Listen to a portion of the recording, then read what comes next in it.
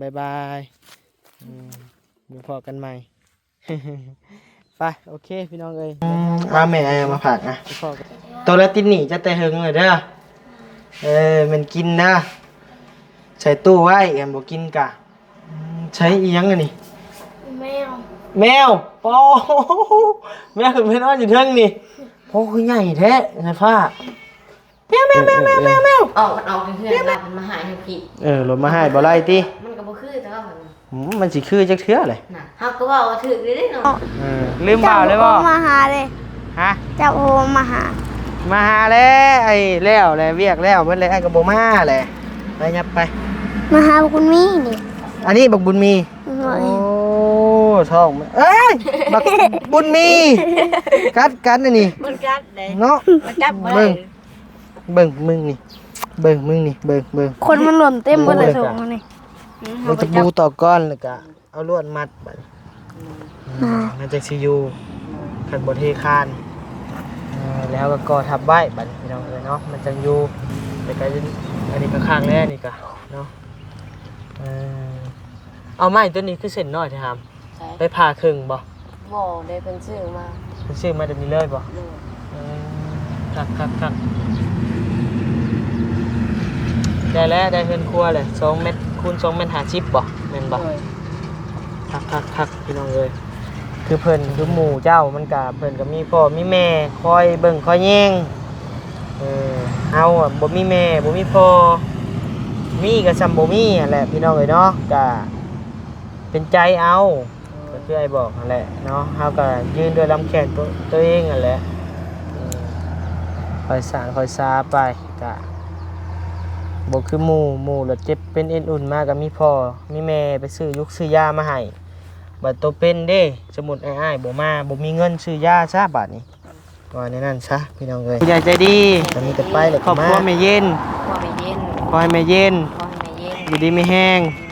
พร้อมด้วยครอบครัวใช่ได้ความไข่ของนี่ปรารถนาสิ่งใดมันจะได้สิ่งนั้น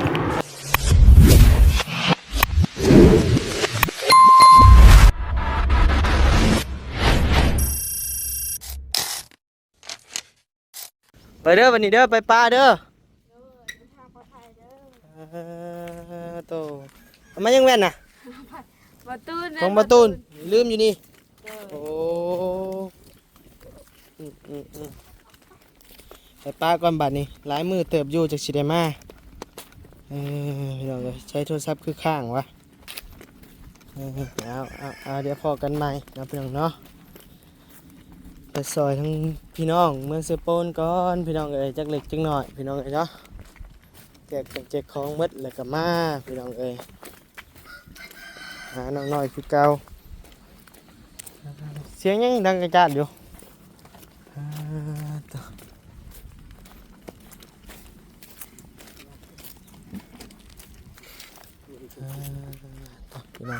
สบายดีเด้อไพ่มาน่ะสบายดีโดยตกทำหวยก็เห็นแล้วห้องคือพึมเลยฮะไปแม่เมื่อกะกันเขียดเราการเขียดเป็นน้ำทางเป็นไงมันขึ้นแล้วจังหน่อยคนเดียวลงมาหอดขึ้นเลยอยู่อุ่นขั้วก้อนจังหน่อยโดยว่าสิบปุบปับเนาะน้ำแห้งหมูมีอยู่ว้ายน้ำมากกันตัวเป็นอะไรเลยนะคือผมมีน้ำนะท้องแตกดมดีเนาะแต่ว่าเตียงไปตั้งที่เศร้าของน้องได้เนาะขโมยเช่าแต่มีอยู่ทางเดียวอาบน้ำกระตุกเนาะชื่อน้ำกระตุกมาอาบเนาะตุก8,000ช่วยทำมาชงเนาะขี่จะเอาน้ำนี่แหละทั้งอาบทั้งล่างก้นเนาะใส่ประหยัดจะเนาะโอ้ยโอ้นึงนี่ดีกว่าต้องไปบาทโอบาท1 6 สบู่บาทโอ้นึงบาทนี่วาบลงกับรูปแต่มันทั่ว6 สบู่บาทแล้วก็6 สบู่โอบาทช่องกันล่างมันมัดดิรูปลงให้มัดโอชาเป็นเรียบร้อยนะพากันลังลงมายันน้ำผมมีได้เนาะฮะเดี๋ยวตั้งใจสิมาอยู่แล้วตั้งใจสิมานี่แหละแล้วก็มันประกอบจังหวะทอมแตกน้ำมันนะก็พอดีเลยเนาะก็ได้เอา เป็นได้รถเหยียบบ่ท่อนี่อะไรมันเก่าบ่ บ่ฮู้คือกันตัวนี้บ่จักเห็นแต่เอ้ยแล้วว่ามันทอดแตกว่าซั่น โดย ก็เลยว่าโอ้ใส่เป็น อืมคือว่าทางบ่เตียงสิเข้ามาคือยังบ่เห็นอยู่เนาะ บาทนี่บ่ เพิ่นว่าสิเข้ามา ทางเราเดินทางเข้ามานี่ โดย ไปโทรหาบ่ ฮะเพิ่นแชทบอกอยู่ว่าสิเข้ามาครับยังบ่เห็นอยู่ว่ะ ใช่ครับ อืม จังน้อย โดยคนแรกชนะครับมีแต่เฮาก็สิออกก่อนเด้อไปเฮือนน้องสายฟ้าก่อนจักเล็กจักน้อยเลยก็จังเดินทางเลยถ้าลูกพี่แล้วก็เดินทางเลยนำก้นกันไป เป็นทางเป็นทาง โดย เป็นน้ำดักอยู่เป็นหมู่น้องน้อยก่อน หลายคนโยงขึ้นไปครับป่ะ น้องน้อยกับมีไผบัดนี้มีเบาประธานป้องกับเบาลี่เนาะ เลย เออหากมื้อนี้เบาลี่ก็ได้มาบ่หรือบ่ได้มาดองซับ มื้อนี้บ่ โดย จังว่าแหละเป็นมือแอมลงจังซี่ โดยเอาโอเคเด้อนะเด้อบ๊ายบายไปป้าก่อนบาดนี้ ปลอดภัย เอ เด้อ อโดย กันสองคนเนาะ เออ สบาย โด ดี ย เด้อพี่น้อง ไปบายบายเดี๋ยวพอกันใหม่ ไปโอเคพี่น้องเอ้ยเดินทางก่อนครับพี่น้องเนาะไปพอกันอยู่เพื่อนน้องเนาะน้องสายฟ้านะพี่น้องเนาะมันฮ้อนเนี่ยก็เลยช็อกโกแลตมันเปื่อยพี่น้องเอ้ยแต่บ่เป็นหยังดอกกินได้คือเก่าพี่น้องเอ้ยเนาะบ่ได้มาหาน้องทรายเฮิงแล้วพี่น้องเอ้ยเนาะมาเยี่ยมน้องทรายก่อนเดินทางเด้อพี่น้องเด้อเนาะเอาพี่น้องเอ้ยทักทายสบายดีเด้อพี่น้องเอ้ยทักทายสบายดียามแรงๆพี่น้องเอ้ยสายฟ้าชึบใช่ผู้ใดนี่ฮะเห็นยังไงน่ะใช่พานะบ่าวไปเบิ่งหน่อยไหมเหม็นคือเหม็นแท้ฮะนี่อีหยังเหี่ยอีกเลยนี่เปื้อนนี่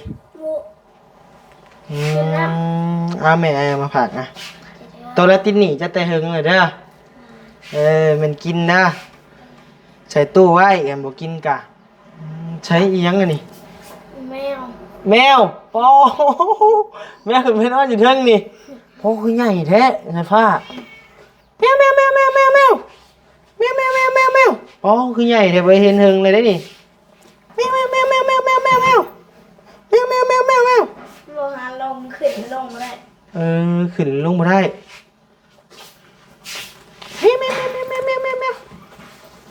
แมว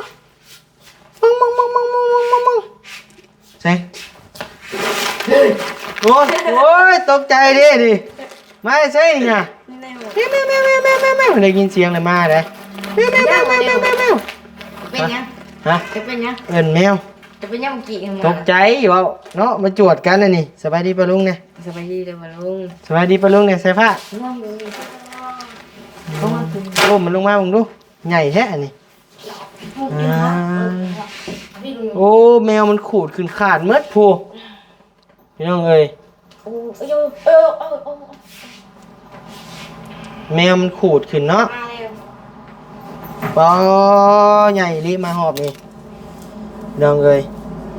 ตุ้ยเนาะ เจ้ามันไปอยากได้ป่ะ ฮะ จะจำมันได้ป่ะเดี๋ยว ได้อยู่จำมันกะ โบจำมันนั่น โอ้จำได้เลย เอ้าตะกี้คนน้อยๆนึงจะมา น้อยๆเนี่ยมา น้อยเร็ว แมวขี้ขาด มันขี้อ่อนโพด เนาะ ไปใช่แบบนี้ อาจจะไปเซปูน ไอ้หัวใจขึ้นแล้ว เงี่ยวบ่นี่ฮะหรือยัง ขี้ดิ้ง เงี่ยวเซบอนไปจักอันนี้ เช็ดอุ้มนี่มันขึ้นเลย บ่พากันเงี่ยวเซบอนไปจัก เอาไปเหนียวด้วยเหรอ ใช้บ่อนจะได้พาไปเบิ่งจะนอนนอกผู้วะ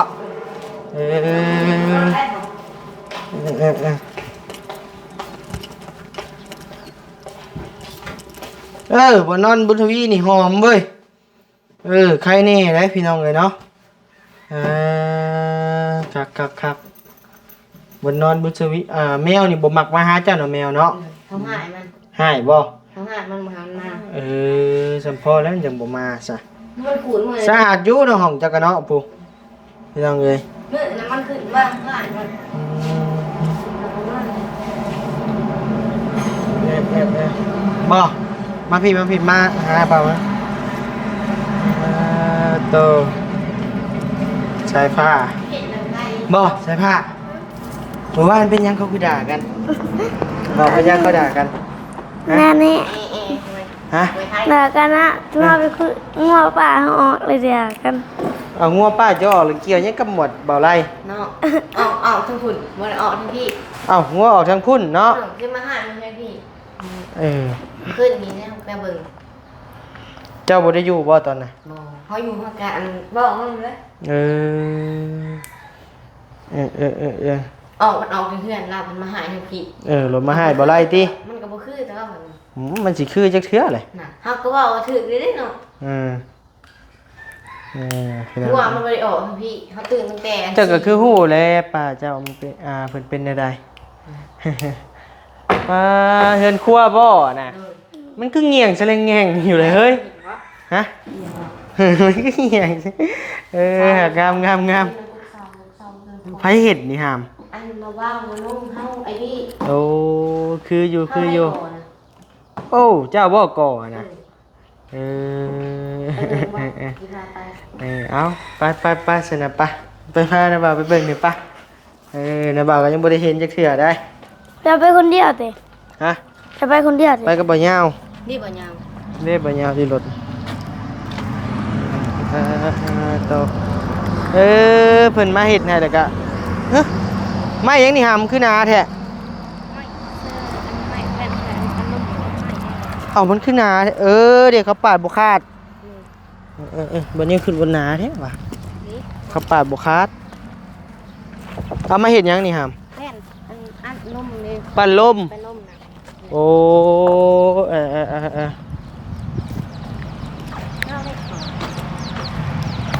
โอ้พี่น้องเลยเนาะเงินคั่วตีเสาหรือบักไงเนาะเสาชื่อเอาบ่หามบ่ เลย ชื่อเสาเท่าไหร่ ต้นละแสน ต้นละเซนกีบหนึงโอ้ถึกเนาะ มันเป็นแสนบาทได้ ได้เนาะป้าเนาะป้าเป็นสะอาดเมื่อตอนแถวนี้เนาะคืองัวบ่มากินหำหรือว่าจูดไผ่มัน ตูดยัง ไผ่จูดบ่หรือว่างัวมาเหยียบ เพื่อน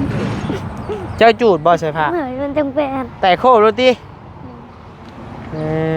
ปีน ใช้มานั่งพี่ใช่ผ้าไอ้นาบาจิถามนี่ ฮะ นั่งพี่มานั่งพี่นั่งกับบุญทวีนี่ใส่ผ้าจูดบ่ จุดจะต้น มาหอมนี่แป้นเนาะเพื่อนเนาะมีทางง่ายๆเพิ่นเข้ามา มานุ่งจะนอนน้ำมาว่ะ บ่ลงจังหน่อยมาเอาขึ้นมาช่วยแท้ บ่ได้มามือนี่ฝนตกอยู่กระจัก ฝนตก มีบ่นุ่งกับเบาอันยังมา เบา อ้าว นุ่งเบาบ้าง บ่นุ่งบ่บางลืมบ่นิ้วเลยบาดนี้บ่ใส่ผ้า เจ้า ลืมเบาเลยบ่ โทรมาหาเลย ฮะ เจ้าโทรมาหา มาหาแล้วไอ้แล้วแหละเวียกแล้วเบิดเลยไอ้ก็บ่มาแหละไปยับไป มาหาคุณมี่นี่ อันนี้บักบุญมี หน่อย โอ้ท้องมันเอ้ยบักบุญมีกัดอันนี่ มันกัดเลย เนาะ มันจับบ่ เบิ่ ได้ งเบิ่งมึงนี่เบิ่งมึงนี่เบิ่ง คนมันหล่นเต็มหมดเลยส่งมานี่ เฮาไปจับยังหล่นเลยเฮา บักบุญมี จะเบิ่งเด้อ ใหญ่เนาะบักขยำมันใหญ่เลย สลาวทองมันสิมีคนหล่นมาเต็มหมดเลย แห้งหมักเนาะปลายนอนแบบนี้เนาะ คุณจะรู้แล้วกัน ไปไปเห็นกล่องเจอบัดนี้ ยาหนึ่งนะหนึ่ง นาบ่าวบ่ได้มาเลยเฮือนชานแล้วมันแหละก็บ่ได้มาแหละไปซอยผู้ใหม่บัดนี้ บ่ได้ไปหาภาษาอังกฤษ บ่บุญทวีก็บ่ไปเฮ็ดเวียกกับบ่สร้าง เฮ็ดอันนี้แล้ว เฮ็ดดีแล้วจังสิไป เงินก่อซะเขาไอพี่จังหน่อย พ่อเลยบ่งบนี่ เพิ่นครัวบอก โดย ยังบ่ฮู้เลย เศษนี่ได้ผามันได้เอาไม้ยังเฮ็ด ก่อเอา ก็เป็นกำแพงเลย นี่บอก ก็อัดมาเลยนี่ เนาะ โอ้ เด็กกองหอดตัวนี้เด้ ก่อนนี่เลยทั้งเทิงนี่เด้เสร็จตะนางบอกเลยได้ ใส่ตะนางนี่ไอ้อันนี้มันเนี่ย ไปเลยจังหวะ นี่น่ะตัวขีนี่ โอ้ฮอนนี่ โดย โอเค นี่หอดตัวเล็กตะปูหอดตัวนี้ โดยเลยเทข้านบ่บัดนี้ โดย มึงเถื่อก็บ่ได้เท่ บางเทื่อก็บ่ได้เท เด้อ หักบ่เทก็อยู่แล้วว่า มันต่ำโพดมัน หัก ต่ำ แต่ว่าตัวลุ่มนี่อยากให้เทแล้วอ้ายนี่เพราะว่ามันหับน้ำหนักขี้ดินเด้มันสิได้งะออก โดย คันบ่เทก็ซื้อเหล็กมาเส้นหนึงเหล็กเบอร์10น่ะมาเจาะเอาสว่านเจาะไม้นี่ก่อน โดย เจาะเข้าไปลึกๆฮอดครึ่งกลางแล้วก็เอาเหล็กเสียบใส่ โดย เบื้องนั้นก็เสียบใส่แล้วก็ก็ มี บ่ ไผ่ ทับบัด เด้ นี้บ่มีไผอีกเนาะบัดนี้เนาะ อืม อย่าได้สนะบัดนี้ก็มีแต่เหล็กตะปูและตอกรถ โดย เหล็กตะปูแล้วก็เหล็กตะปูตอกก้อนแล้วก็เอาลวดมัดบัดนี้มันจะสิอยู่คันบ่เทคานแล้วก็ก่อทับไว้บัดนี้พี่น้องเอ้ยเนาะมันจังอยู่บ่ได้มาหาน้องสายฟ้าก็หลายมื้อหลายวันแหละพี่น้องเอ้ยเนาะก็มีทางบ่าวนุ่งบ่าวหยังก็ บาง บ่าวบาง โดย บ่าวบี้เนาะ เนาะ มาบ่าวพัดไส้ โดย ประมาณนี้มาพี่น้องเอ้ยเนาะ ให้ไปใส่ขึ้นปะเลย ดาวไล่ บ่าวไล่ก็บ่ค่อยมาปานใด มาซ่องเถื่ออะไรบ่อะไรซ่องมานี่ สองมื้อ สองมื้อบ่ละมา เจ้าขึ้นอีกแล้วมึง โดย เราขึ้นไปก่อนเจ้าเราบอก โดย เราย่านเจ้าขึ้นปะเรา บ่ เราขี่รถจักรเจ้าขี่รถใหญ่เราอะ อืม ไอ้ย จะ พี่ ถาม เอ๊ะ บ่ บ่นิ้วเราบ่นิ้วเราไปใส่ คนแมวเต็มมือ อืม ตาเล็บนั่นเลยสิคะ ตัดเล็บแน่อ้ายบอก ตัดแล้วพุ่น นี่ เบื่อนี่บ่ฮู้ตุ้มตัด จริงเองมือเองก็บอกเอาไปย่อมเลย เอ้ย ตัดก็ตัดจะบ่น้อง ดีแล้วมีทางให้เพิ่นมาสดมาซอยพี่น้องเอ้ยเนาะมาเก็บงานบาร์บี้หลักๆกะกะประจำอยู่นี่แหละนะพี่น้องเนาะซอยๆน้องๆ เพิ่ เพิ่ น น เนี่ยเราเข้าไปอยากเอามา แล้วมาบ่มื้อนี้กะ มาแล้วมือหางกับมือนี่แล้วมือวิทย์หนึ่งจากกับมาเลย โดยไอ้ก็บ่เห็นว่ะตามทางว่ะ เราแลนรถไว้เลย ไทยแลนด์ ไอ้บิ เออ แต่ว่าเห็นแล้วเราใกล้ปุ๊บ โดย อันนี้ก็ขยายออกไปมันกว้างอีกบ่นี่เอ ไอ้ อ พอเรามาฮอดเรือนทำนี้ก็จะเราฮอดเรือนแล้วบ่ได้อะ อันนี้เพิ่นว่าสิเฮ็ดไม้โยกนี่ยังบ่แล้วบ่ แล้วแล้ว เห็ดแล้วมันน้ำบ่แห้ง โยกเลยนะมันบ่แห้ง เลย เลยมาก เลย เออ เฮาเองมา เจ้าเองมากเลย เพิ่นเห็นหายเจ้ามากโอ้ยใส่ผ้าม ากกับไผ มาคนเดียว ใส่ผ้าพี่บะ มากแล้วไปต่อให้มันนี่ มั่งก็ นั่งแต่คันโยกมันบ่ เลยหันนัดออกก็ได้มันบ่ได้ยากจ้ะ สายลือเรื่องเอ้ยดีเนาะได้เห็นครัวแล้ว มาพุ่นนี่ไปนอนอยู่พุ่นเลย ถ้าว่าเฮือนครัวนี่ซื้อ ได้ว่ากูสิลงบอกดูพี่สิ แต่ว่ามีงบแน่กะซื้อเสาปูน2เสามาตั้งปึ๊บใส่นี่แล้วก็เฮ็ดกระเทิบออกมาเฮ็ดเป็นเฮือนครัวห้องหนึงอะนะต่อกับประตูนี่เลยนะก็สิได้พี่น้องเอ้ยเนาะแต่ก็จะอันนี้ก็ข้างแล้วนี่ก็เนาะเอาไม้ตัวนี้คือเส้นน้อยแท้ครับ ใช่ ไปผ่าครึ่งบ่ บ่ได้เป็นชื่อมา เป็นซื้อมาจะมีเลยบ่ เลย คักได้แล้วได้เฮือนครัวเลย2เมตรคูณ2เมตร50บ่แม่นบ่ เลย คักพี่น้องเอ้ย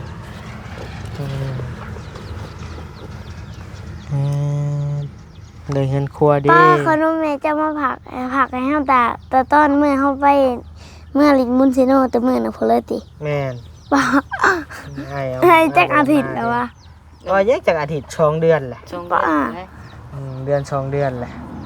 แต่ จากอาทิตย์ก็ เราเรียนไป มีบ่เงินติดธง มีโย มีเท่าใด มีแสนนึง มี100,000บุญทวีเด้ เฮาอัดเติมนิดเด้ยังเหลือ30 เงินละ30เนี่ยบัตรเงินพอสร้างมาให้เดือนอันเท่าใดพอสร้างให้เงิน แสนหนึ่ง เอาเพิ่นให้แสนเดียวบ่มาแต่เพิ่นให้แสนหนึง บ่ให้4-5แสนนะ โอ้ให้สิหาแสนมาซื้อหมดแล้ว เลย ไปเลี้ยงบักต่อบ่ บ่หากระไปเมื่อวาน โอ้ มื้อเดียว โดย คันไปก็ไปเลยฮู้จักมาอ้ายก็ดีใจนำอยู่คันไปแล้วไปเลยเลยอ้ายบ่คักใจปานใด ไปเมื่อคืนนี่เพิ่นบ่ได้มาเมื่อคืนนี่ บ่ตัวอ้ายเห็นบ่ บ่หาก็มาเมื่อเช้านี้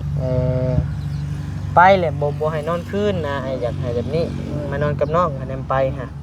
ไปได้แต่ว่าอ้ายบ่อยากให้จะไปนอนหั่นน่ะอยากให้จะไปแหละไปลิ้นแล้ว5-6 โมงเลยมาหาน้องก็บ่มีไผห้ามดอกไปลิ้นไปหยังก็มีแต่ไปให้มันฮู้แหละฮู้โมงฮู้ยามมาเว้นเฮาว่าสิมาเขาบ่ให้เฮามา ไผบ่ให้มา เขาบ่ต่อกินไข่มันนำหาเฮามา เป็นไข้แล้วเจ้าอยู่นำจังหน่อยจะติดไข้เด้ไผพาไปหมออยู่บ่ก็ได้เพิ่น อย่าไปเฮ็ดได้หมู่เป็นไข้แล้วอย่าได้ไปอยู่ใกล้ปะเป็นไข้ยากได้เฮาแฮงบ่มีพ่อแม่เบิ่งซ้ำเพิ่นยังใครได้มีพ่อแม่เบิ่งอยู่แล้วคือไอ้เว้าแหละเฮาบ่มีพ่อมีแม่ได้มาอยู่นำเป็นใจเอาแหละเนาะมันก็คือเพิ่นคือหมู่เจ้ามันก็เพิ่นก็มีพ่อมีแม่คอยเบิ่งคอยแย่งเฮาอ่ะบ่มีแม่บ่มีพ่อมีก็ซ้ำบ่มีนั่นแหละพี่น้องเอ้ยเนาะก็เป็นใจเอาก็คือไอ้บอกนั่นแหละเนาะเฮาก็ยืนด้วยลำแขนตัวเองนั่นแหละคอยสานคอยซาไปก็บ่คือหมู่แล้วเจ็บเป็นเอ็นอุ่นมาก็มีพ่อมีแม่ไปซื้อยุกซื้อยามาให้บัดโตเป็นเด้สมุดอ้ายบ่มาบ่มีเงินซื้อยาซะบาดนี้ว่าในนั้นซะพี่น้องเอ้ยก็มีแต่ไปแล้วก็มาคือไอ้เว้าแล้วไปลีนแล้วแล้วก็มานี่ใส่ผ้านี่เฮ็ดสิไปใส่เนาะขี้ดื้ออยู่ขี้ดื้อบ่ไปจากแรกยังบ่มีหมู่ น้องอยาก แต่แนมบัดเพิ่นมีก็บ่แม่นธรรมดาเด้นี่แหละพี่น้องเอ้ยเก่งๆซับ บ่อยากไป อาบได้น้ นั่งแล้ว ำยังไม่อาบน้ำเลยเมื่อคืน จ่อ นี่ ยล อาบ งกับหม่องพี่น้องเอ้ย เมื่อคืนนี่อาบได้เมื่อคืนนี่ บ่ เลย ถ้าคุณซึกว่ายืนห่างได้ยืนขึ้นเบิ่งดูยืนดีๆยืนดีๆยิ้มใส่กล้องเบิ่งดูรู้สึกว่ายืนห่างขึ้นแต่ว่าจ่อยลงพี่น้องเอ้ยตะกี้มาชมรมเด็กบุญทวีและมาแรกๆอยู่ในช่อง YouTube Banu Channel พี่น้องเอ้ยเนาะเอาปอกอยู่ตาโลจะจ้อยพี่น้องเอ้ยเนาะยังคือสภาพเห็นอยู่ช่วงนี้ดังไพ่อยู่เฮือนดังเก่าพี่น้องเอ้ยทางอ้ายเป็นมากับแป้นมาทีบเนาะบัดนี้เนาะเอาชวนพักไปใช้หามเอาคือมากมัน มาเลย ได้กินอยู่บ่ เลยกิน บ่ได้กินลาใช่มั้ย ถึงเอากินต้มกินตลอดถึงเอาใส่หมี่ บ่ เลย เงินมืดบ่นี่เงินมากคือมากมันซะคือบ่ปลูกไหม ผักบ้งเมื่อวานมันเข้าแล้วก็บ่ได้กินเลย ได้กินแต่ว่าได้กินแต่ว่ากู แล้วก็ตัวกับหอมบ้อง ให้เนี่ยขุดเป็นอันน่ะหมงโม่มาเลยเป็นยังหาม ตาย ขุดปลูกหมงโม่บ่ปลูกหมงโม่กับปลูกหมักแตงขุดหมดนี่แหละหมดให้นี่ยามเฮ็ดนาก็บ่เฮ็ดให้นี่ปลูกหมงโม่หมักแตง มันขึ้นฝนตกได้ เบอร์บ่ซั่นนี่ปลูกในเฮือนจะนี่หมักแตงหักคือเก่าแหละไก่พี่น้องเอ้ยเนาะไก่เหลือจักโตเดี๋ยวนี้ ลายขึ้น ช่วง เลย เช้า30 บ่ ลายขึ้นลาย หักบ่ได้ค้างบ่หยังเลยบ่มีเสีย บ่ ยอมรับอยู่ ข้อ ขนาดพี่น้องเอ้ยนี่บ่ข้อเก่านี่บ่ เลยฮอดทันไรหึ่งตัวไหนตัวน้อยฮอดแล้วสาว ไอ้คอได้บ่สองตัว ได้ ได้อย่าแล้ว่าหยอกซื้อเอาเลี้ยงไว้เลี้ยงหลายๆเอายังเกลือมัน ครับ ห้ำเงินดีแท้กับเขาวเปลือกแล้วมันใหญ่ไว นี่เขาเปลือก คักได้พี่น้องเลยว่าเขาวเปลือกครับแมนเบิ้ลเลยเดี๋ยวนี้เนาะ โอ้ตะลุมพูแม่ กี่พูนะก็ไม่ ว่าง่ายบกเกลือก็ได้เลยพี่น้องมันไปหล่อหากินทัน เกลือตอนเช้ากันแล้ว แม่ มันที่จอยคันเบื่อมัน เกลือตอนเช้าเลยมันไปหาหล่อเคียกิน เท่ากับประหยัดไปนำ แมน มื้ออื่นตอนเช้ามันก็เกลือมันแบบนี้ เข่าแห้งเข่าเรือหนึ่งแล้วนะแช่จะน้ำให้มันบซันไปขอเข่าอยู่วัดเข่าแห้งนะไปขอโลดเพิ่นบ่ให้ ย่าเอ้ยขน้อยบ่คอเข่าแห้งแน่ไปเกลือไก่บัดนี้เพิ่นก็เอาให้แล้วแหละเต็มในวัดนะมือละเล็กมือละน้อย เจ้า มา คืน ใส่ นี้ค่ำบ่มื้อนี้ฮ้อนนะ ค่ำแล้วอ่ะ กูคำรถสิ่งช้ โอ้สิ่งก็ค่ำคือกันแน่เฮ้ย ำอ้าวเจ้าไม่ได้ไปเจ้า มา มา เตี เตี ย ย ง ง ไปมา นี่ แบบบ่ บอก จะมาเวทจะมื้ออนภูมิ มื้อนี้กินแล้วสิบ่แวบ่แล้วก็แล้วไปก่อนอ้ายแล้วบ่หรือเราทำก่อนอ้ายก็บ่ฮู้ตอนนี้เอาโอเคพี่น้องเอ้ยเนาะบ่เป็นหยังเรื่องที่ว่าเพิ่นคือมาหายวาน วันนี้ เรารายละเอียดเบิ่งดู ตอนนี้นะใช่ไหมไปคุดกับปูเราซื้อหลายๆอย่างไปหาจุ่มเฮาทำเฮาใช้ผ้าเห็นมุงว่าเขาบอกโอ้โหแล้วตอนนี้แล้วว่าเขาไม่ไปคุดน้อง เขานั่นเขาไหม ด้วย เขาเบิ่งในคลิปเขาเห็นนี่อย่าพาอันละไปอย่าพาไปเด้อบ่แม่นน้องเขาได้ทำไมได้พันนี้แล้วก็ด่าอันให้ก็บ่ไล่บัดนี้ งัวไข่ในเงินบ่ได้ งั งั ว ว ข่อยน่ะเงินอยู่น้ำงัวแม่นว่าทางยินนี่แหละ เอา วันนี้ก็นิดทำมืดบ่ได้เบิ่งต่อ ตัวไล่เลขศูนย์กับ จูนกับ ชวน ตัว กั ไล่ น ตัวไล่แล้วหายก่อนตัวไล่แล้วหายกลับคืนตอนมาเหาะเรือน โอ้เป็นอ้ายก็หายคือกันแล้ว หน้า ว้าว หายเลยเนาะ มาแล้วบ่ทำหน้าทำหลัง บัดนี้ อ้ายนี่ยังหายแล้ว แอมบัดนี้มันงัวไปเห็นชวนตัวผูก บัดงัวแล้วออกทางนั้นบัด โดยหัดมาขอโทษ ขอโทษอยู่บ่ ขอโทษ เยอะงางไปหา ขอโทษหรือบ่ขอโทษมันก็บ่เป็นเหตุสมควรน่ะพี่น้องเอ้ยเนาะเพราะว่าผู้ใหญ่กับผู้ใหญ่ร่วมกันมันต้องมีเหตุและผลน่ะนะต้องถาม ขอโทษ เนาะ สิได้พี่จังขอโทษหาดาเอาไปเลย เจเด้อเตะเหี่ยวพันเดียว ไว้ซื้อบัตรมีอยู่บ่แนวกินมื้อแลง นี่ไอ้ใส่ซื้อมาให้แล้ว มียังอยู่บ่ มีงั่งมีแต่มีอ่ะ มีแต่มีเวียดไปเอามีในรถอ่านไปเอาสิเอาหายไป จับไข่ ใส่ผ้าปะบุญทวีปะพอดีมีของแม่หักบานิวแหละพี่น้องเลยเนาะแล้วก็ครอบครัวเพิ่น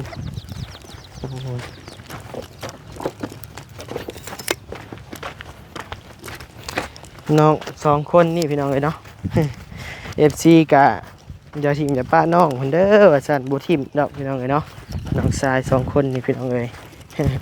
หักเคิงๆวันนี้สิมาเยี่ยมเทื่อนึงนะพี่น้องเนาะเพราะว่าเงินชานกันแล้วพี่น้องเอ้ยเนาะจดซอยแล้วเรียบร้อยแล้วกะโลกันแล้วหมดเทื่อนแล้วพี่น้องเอ้ย เห็ดหยัง เอารถยังหาม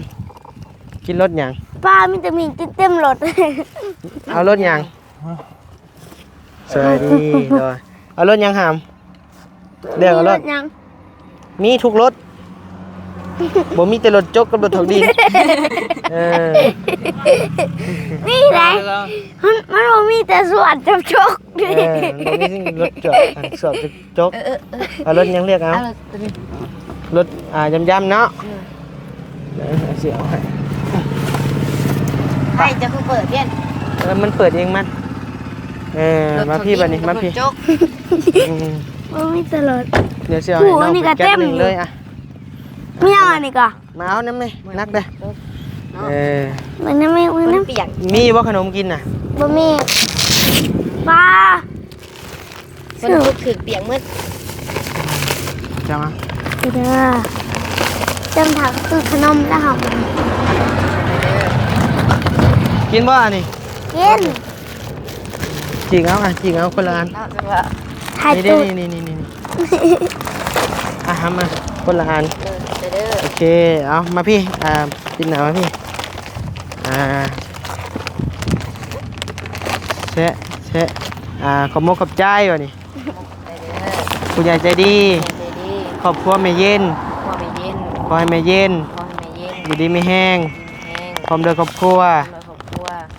มา จ้ะ ทำให้ได้ความไข่ของนี่ปรารถนาสิ่งใดเราจะได้สิ่งนั้นเข้ามาปรารถนาจะเจ็บเดือดร้อน บ่เฮ็ดทำมันดังไหม ลำเลยด้วย สาใส่ผ้าได้ซะว่าได้ไหม ขอบคุณเด้อแม่เย็นให้อยู่ดีไม่แห้งความจิบจะได้ความไข่อยามีปรารถนาสิ่งใดให้ได้สิ่งนั้นขึ้นเนื้อลงใต้เห็นเจ้าคนหักคนแพงร่ำรวยสาธุ สุขภาพเข้มแข็งเนาะ โดยไปโอเคนะบ่าวไปป้าก่อนบ๊ายบายเนี่ยบ๊ายบาย บ๊ายบาย บาย แล้วบ่มีเมื่อปะ